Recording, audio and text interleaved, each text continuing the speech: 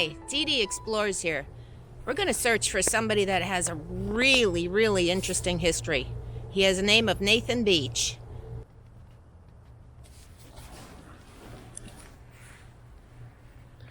We're going to try to find Nathan Beach's grave at this cemetery.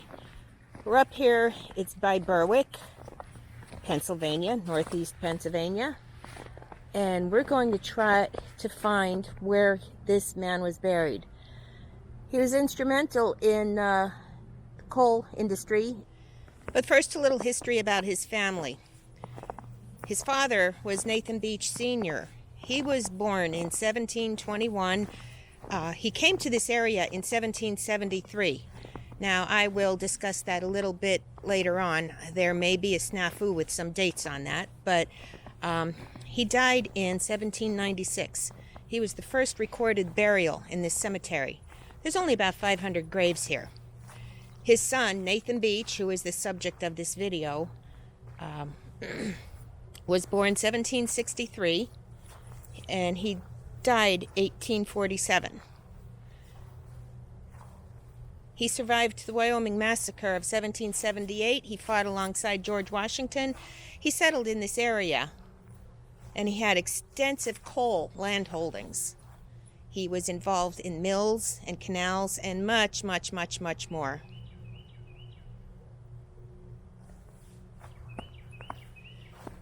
Now, Nathan Beach Sr. and his wife, Desiree, or Desire, however you want to say it, they came here from Wallingford, Connecticut.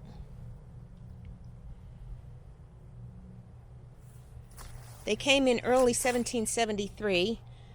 Desiree was the first white woman to cross the Blue Mountains into the Wyoming Valley area, and she was actually a lineal descent of English royalty. She had a couple kids from her first marriage, and those sons were killed in the Wyoming Massacre.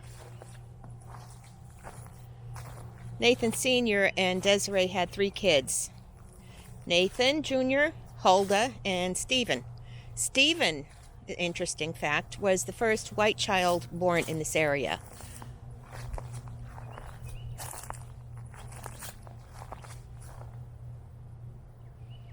Now, they say that Nathan Beach came here in 1773 with his father, but some accounts say that he came here when he was 6 years old, which would have been a few years earlier.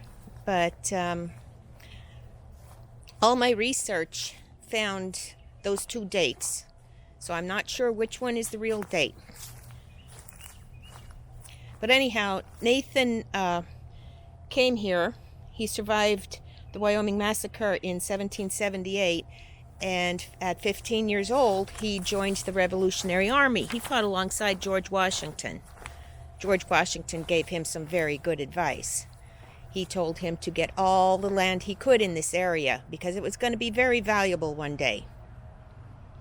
And he was definitely correct on that point.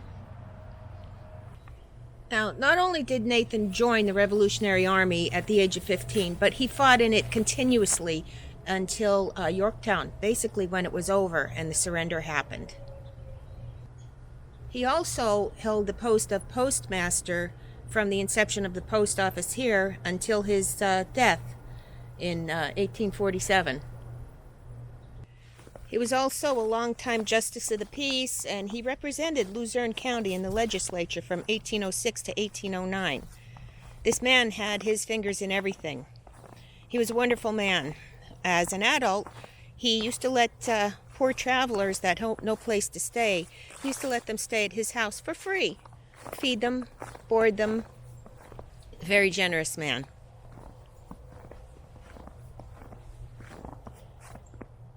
And here's a little tidbit. He was present at the burning of the first coal in the Jessfell grate in 1808. The Jessfell grate was a very specific stove for burning coal. It was invented just for that.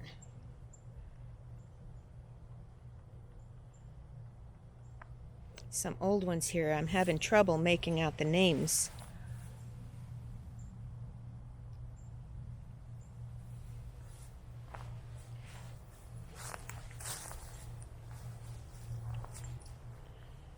We'll see if we could find Nathan's resting place. Oh, this poor soul. This big old tree just kind of grew on top of them.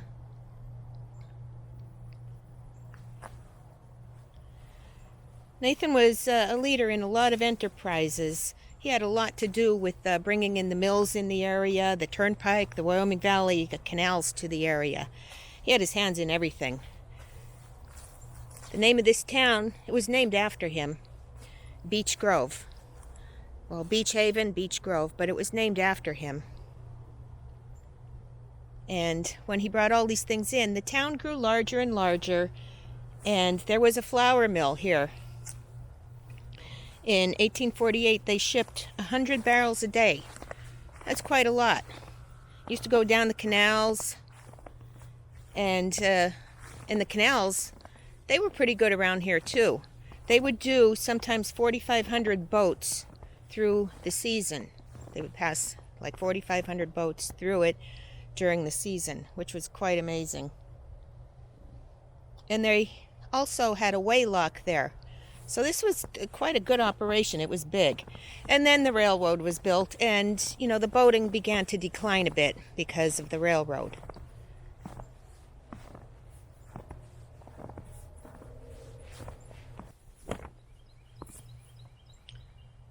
Having a lot of trouble seeing the names on these. It looks like the last name starts with a B. I'm not sure. It does say Revolutionary War veteran here. This might be him. Not sure. Let me look at the next row.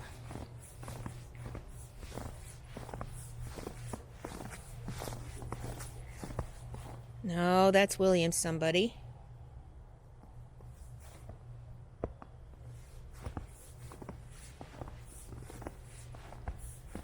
Kind of cold out this morning. But it's brisk. But it's not too bad. There's no wind, which is great.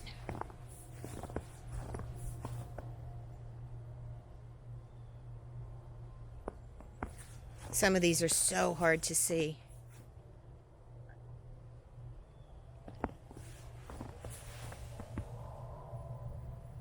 That one says died 1882. Not quite sure.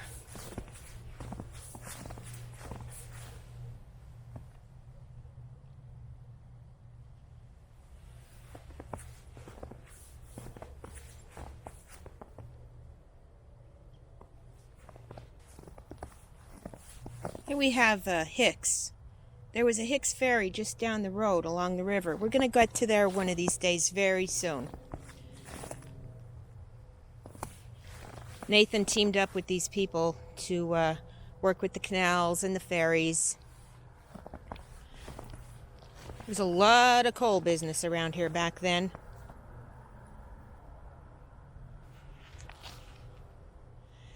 Now, during the Revolution, when Nathan fought alongside George Washington gave him some great advice. He said to secure all the property he could in this area because it was going to be very valuable one day. So Nathan did. He followed George's advice, and he got up all the land that he could. Much of it was coal lands, and that's how he sold it. He owned Mackinac coal beds, Chickasha coal beds, Hazleton coal beds, Beaver Meadows coal beds. He owned a lot of coal.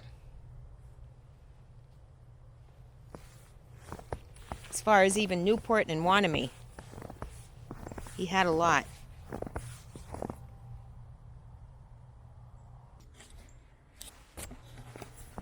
Now, R.E.O. Pardee lived in Hazleton. He was an excellent surveyor. Nathan employed him to survey all his coal beds and land holdings and everything else. They were very, very close friends. And Nathan was much older than R.E.O. And they were such good friends that Nathan told R.E.O., "You treat me like a father, I'll treat you like a son." And he did. He did. He wound up giving R.E.O. a large portion of land in the Hazleton area. And it turns out it was the richest anthracite vein in the area. How about that for a little coal history in Hazleton, Berwick, and Beach Haven, huh?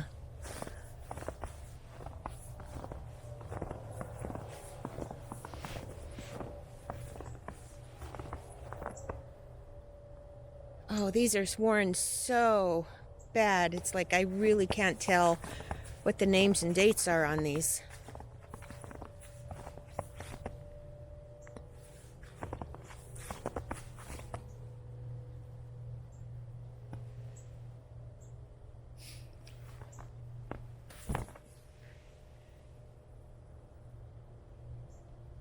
So anyhow, Coleraine coal beds was owned entirely by Nathan Beach. It was about 550 acres. And in 1838, he sold the tract to Mr. Barnes of Philadelphia. Before Nathan's death, he sold a lot of his property. And sadly, later, after his death, a lot of the property, because of inattention to it, was sold for taxes, which was to the advantage of a lot of corporations. They bought it up and they prospered. And all because of inattention. Could you imagine?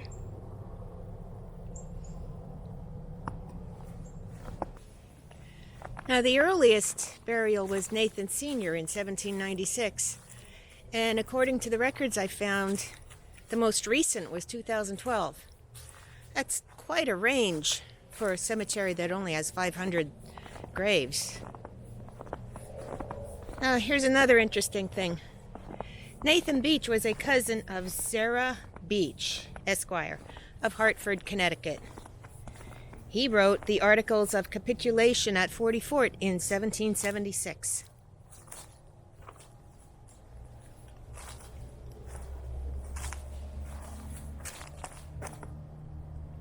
This one died 1874.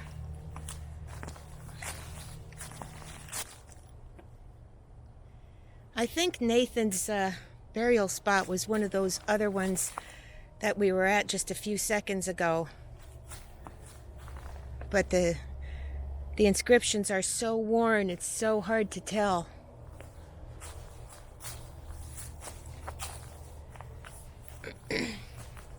Nathan was also a trustee of Wilkes-Barre's one established school at the time, the Wilkes-Barre Academy, from 1808 to 1838. He was also the president of the Susquehanna and Lehigh Turnpike.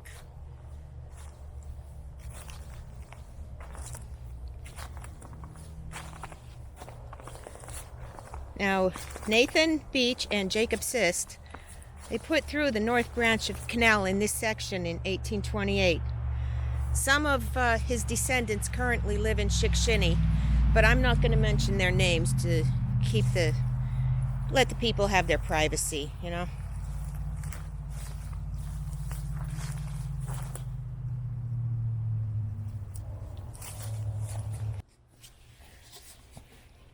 I'm still searching for Nathan's tombstone. I don't know if we're going to find it or not. I know what row and grave it is, but it's very hard to see. So I'm having a little trouble with that. But we'll see.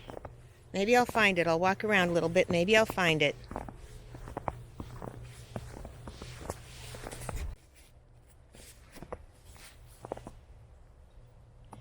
This should be the row that Nathan's in. If it's not this row, it's very close to it. It's just so hard to see.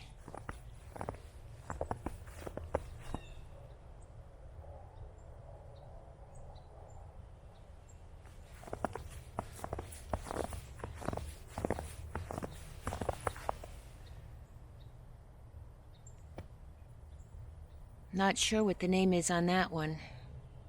Looks like 1896. This one looks like Jane. Jane somebody. Having some trouble here.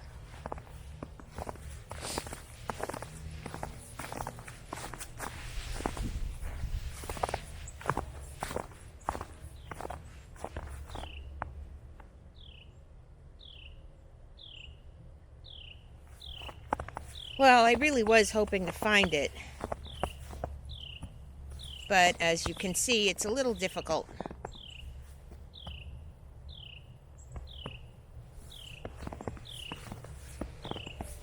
But I'm kind of thinking that we passed his grave because this one up here has the veteran flag. Let's see what it is.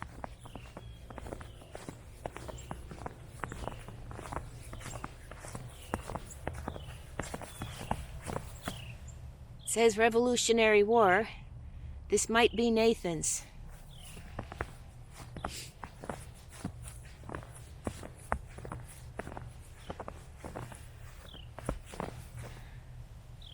I don't know, kind of looks like the second name starts with a B. That might be his. It's so hard to see.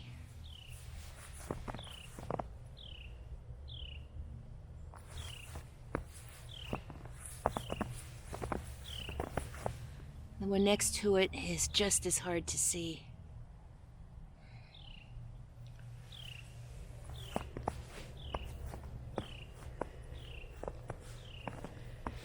There's another veteran flag over here. Let's go see. Maybe I can make out the letters on this one a little bit better.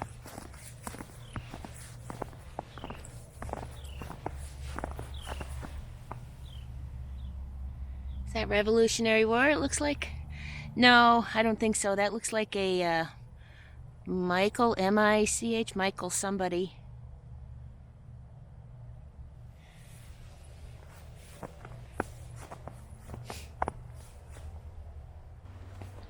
Okay, thanks for coming. I'm going to wrap up this video.